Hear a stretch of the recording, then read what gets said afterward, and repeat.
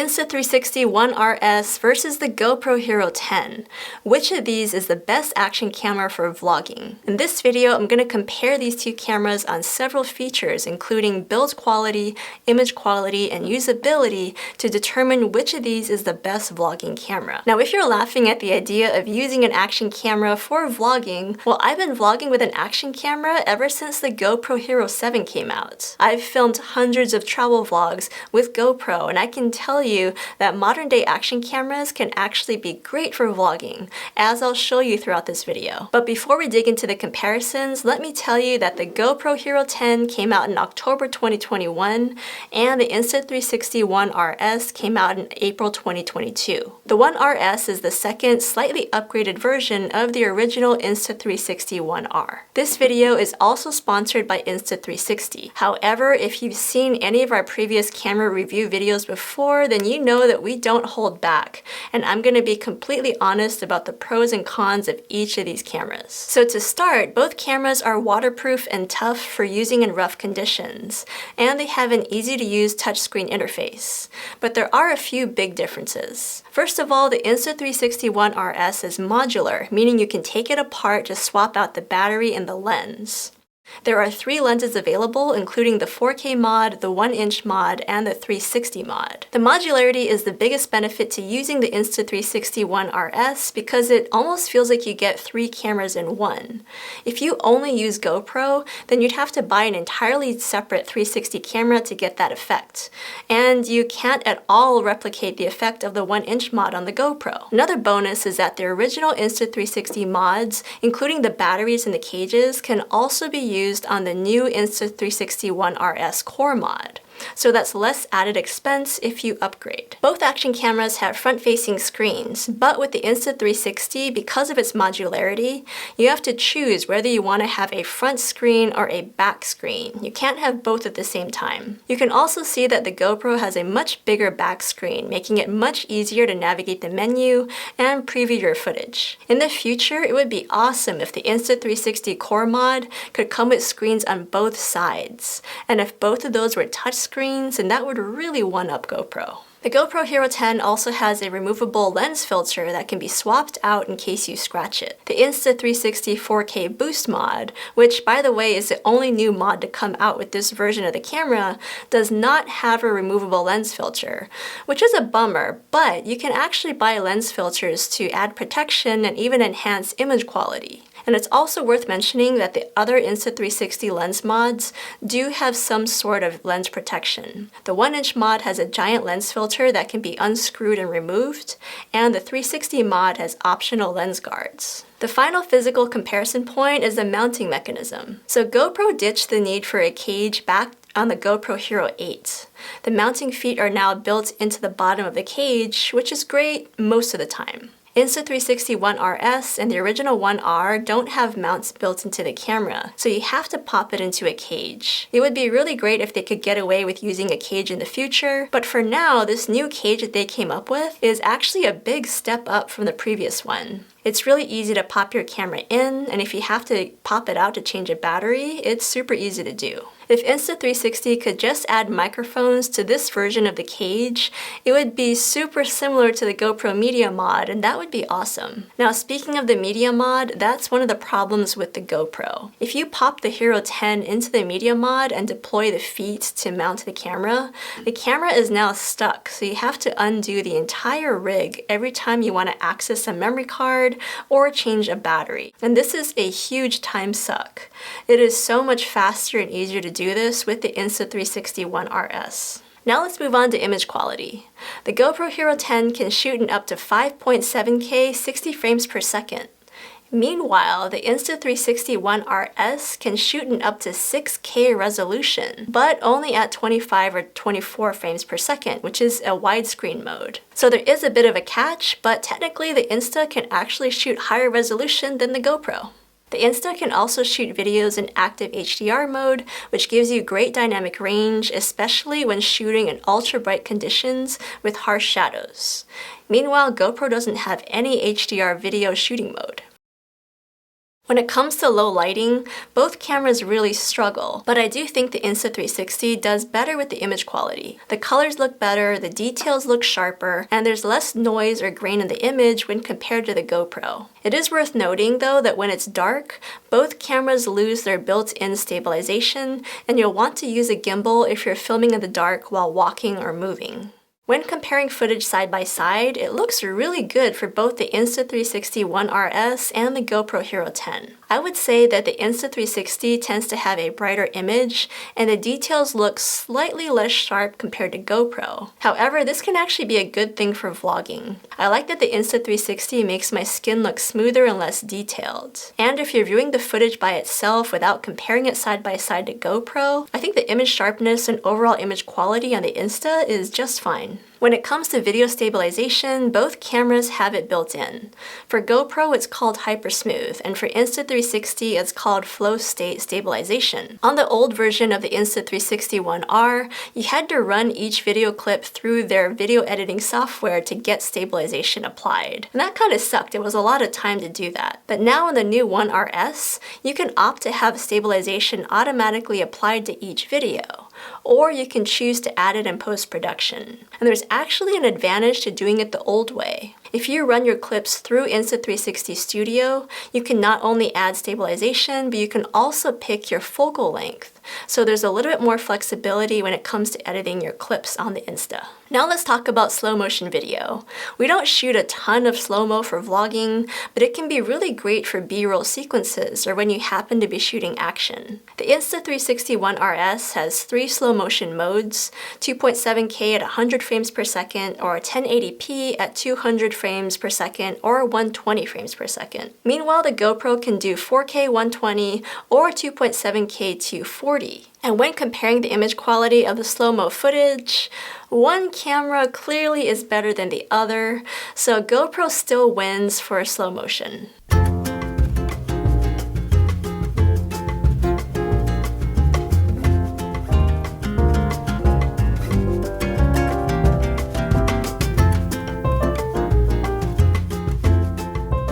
Both cameras can also do hyperlapses, or moving time lapses that are stabilized. I have to say that I like the image quality on the GoPro a little bit more because it's less noisy or grainy. But Insta360 lets you add this awesome motion blur effect in post-production, and that's something that you can't do with GoPro. Next, let's talk about 360 video, which GoPro doesn't have. If you want 360 footage for GoPro, you actually have to buy an entirely different camera, the GoPro Max. Meanwhile, on the Insta360, if you want 360 footage, then you can swap out this 4K mod and put on the 360 mod. And then you have a 360 camera. And in terms of the 360 camera footage, I was really impressed by it. It's pretty similar, I think, to the Insta360 One R footage, which was really high quality. And the editing process is also a little bit time consuming, but that's true no matter what kind of 360 camera that you're shooting with. It takes time to edit that footage. But I love the ability to just hold the camera and shoot and not think about what angle I want to shoot from, because I can choose that angle in post-production. So being able to take a regular action camera and turn it into a 360 camera just by changing the lens is a really big advantage, and I love that about the Insta360. Finally, let's talk about sound quality. Both the GoPro Hero 10 and the Insta360 One RS have multiple microphones built into the cameras. And the sound quality for both is not the worst, but it's not the best either. I think the Insta360 is actually better at noise reduction. It's really great at highlighting voices, and you can even add a voice focus or noise reduction filter in the Insta360 Studio. This is a nice little sample test of the lighting in here. It actually looks really great on both cameras so far. And the sound, I've got a big air conditioner blowing behind me, and the room itself is a little echoey, so we'll see what it sounds like. With that said, the sound capture quality on the Insta was pretty inconsistent, especially in noisy environments. Sometimes the sound was good, but other times it just really wasn't that great. Hello from Mexico. Today we are testing out the GoPro Hero 10 alongside the Insta360 One RS. We're here in a really nice cafe for breakfast. We're here in Cabo San Lucas. There is little Julian, also known as Cameron in these parts. Love the tortilla. I'm a fan of tortillas, I swear. Walking down one of the roads in the tourist zone in Cabo, and it is actually quite windy right now.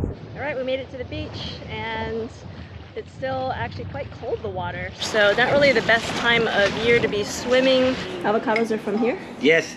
No, not from here. No? From Mexico. Okay. But the avocados, you know, they're grown all over one place, only in the state of Michoacán, here in Mexico.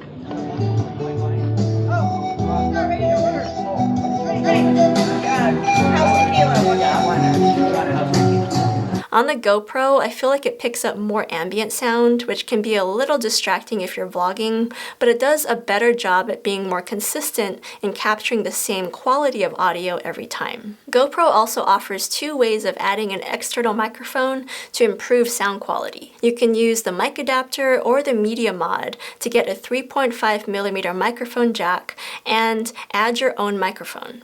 Insta360 had a compact mic adapter that was pretty decent on the original One R, but it looks like that adapter is now discontinued and there's a new one which is out of stock. So a quick update on the mic adapter situation.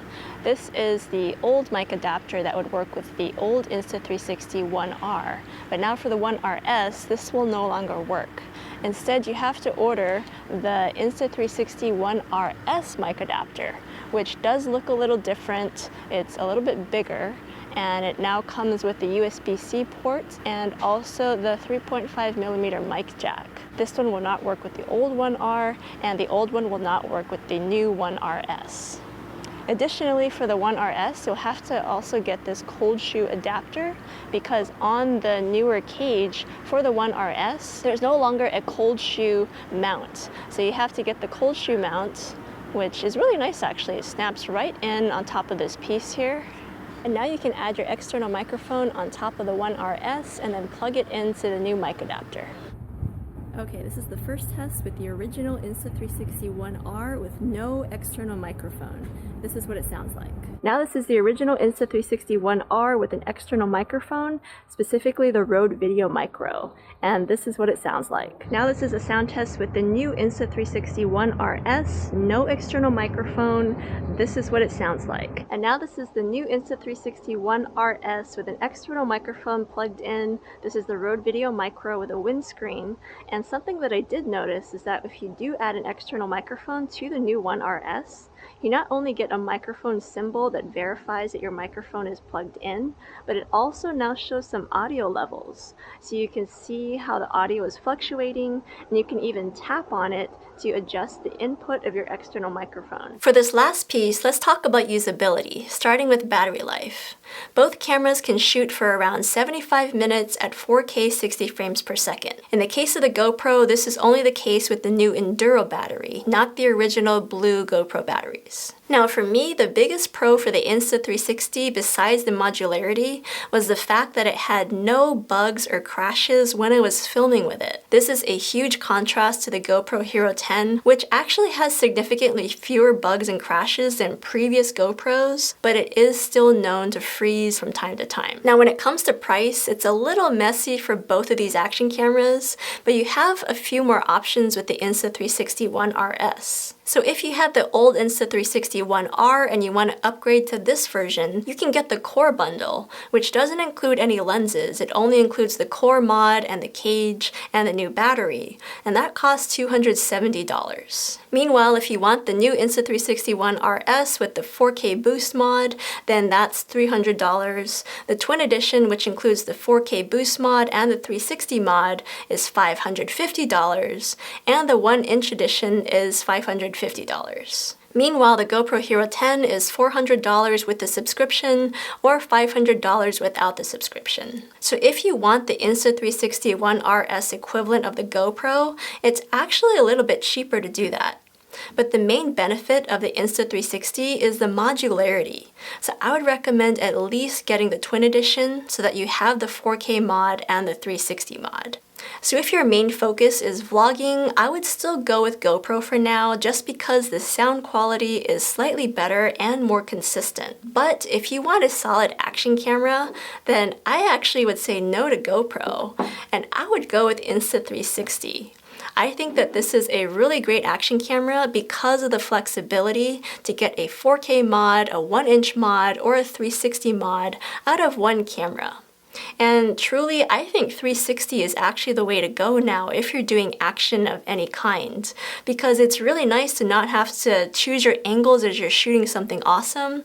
You can just shoot in one angle and be able to pick your angles later in post-production. And the best of all, Insta360 has also shown that all of their current mods will be compatible with future versions of this camera.